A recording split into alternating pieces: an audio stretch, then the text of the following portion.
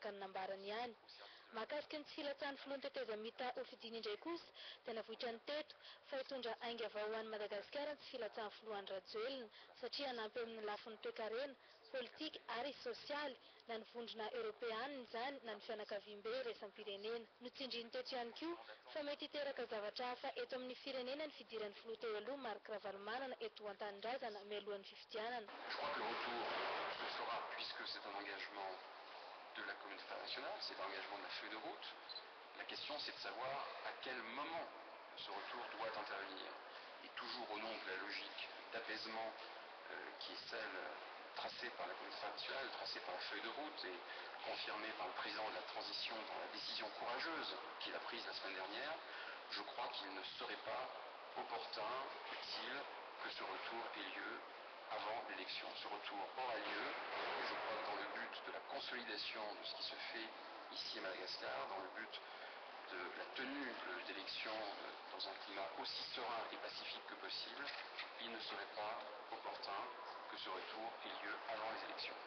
Rehefa milamina tanteraka kosa ny resaka politika, izay vao tokony hiditra eto izy izany hoe aorian'ny fifidianana ho hiatrany François Goldblatt. Fa tamin'ny telo tolakandro teo kosa teny amin'ny lapam-panjakana teny Avoloha dia nisy filan-kevitry ny minisitra nitarihin'ny filohan'ny teteza mita Andry Rajoelina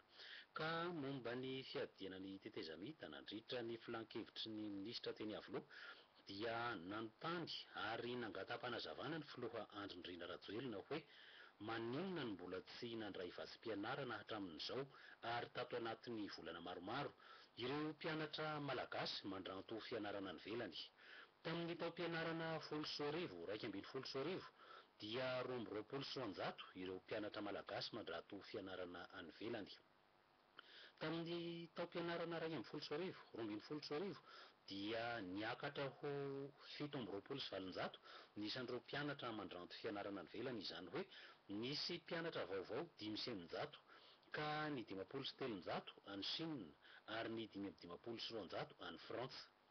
Vola 404,1 tapitrisa ariary no ilaina atao vazim-pianaran'ireo mpianatra 500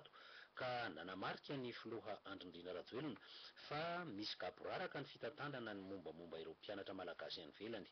ka tokony hisy filan-kevitry ny gouvernemanta ho izy raha mpitso alakamisy 24 janoary hamaritana ny vahaolana momba ireo mpianatra ireo ary hosaziana kosa ireo tompon'andraikitra izay nanao sirambina ny asany.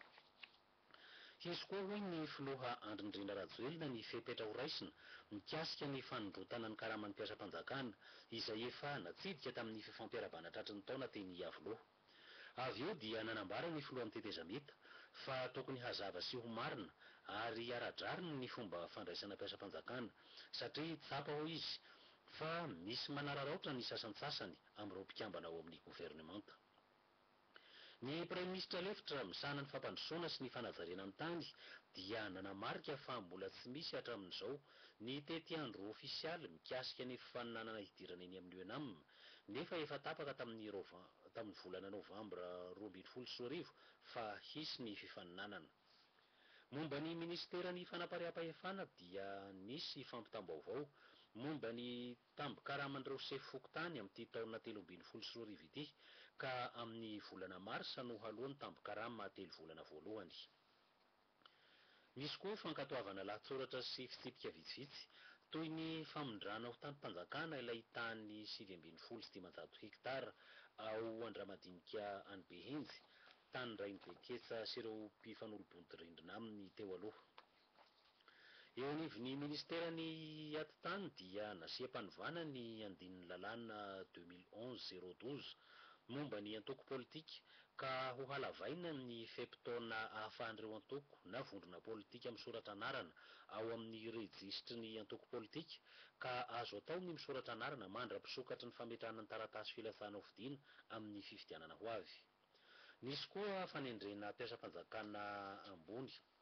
izany hoe décret manendry mpiasam-panjakana ambony ka eo anivon'ny ministera ny fampianarana teknika sy ny fiofanana amin'ny asa dia notendrena ho tale jeneraly ny fampianarana teknika sy ny fiofanana amin'ny asa Ramatoa Ramampy Marie Giselle.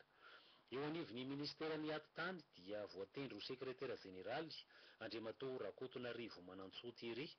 izay efa niala tsy ho filohan'ny syndicat-ny administrateur civil, ary izany taratasy fialana tsy ho filohan'ny syndicat-ny administrateur civil izany dia tokony hanaovana dika mitovy ka hatolotra ny filan-kevitry ny minisitra. Eo anivon'ny ministeran'ny posta sy ny fifandraisan-davitra ary ny teknôlôjia vaovao dia voatendry ho tale jeneralin'ny fotodrafitrasa Andriamatoa Rawelson Ivo Ily,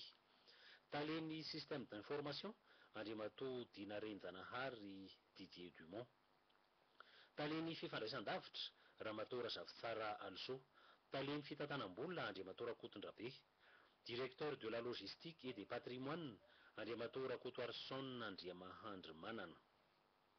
Eo anivon'ny ministeran'ny fahasalamana dia voatendry ho directeur de la veille sanitaire et de la surveillance épidémiologique Andriamatoa Randrianarivo Armand Eugène,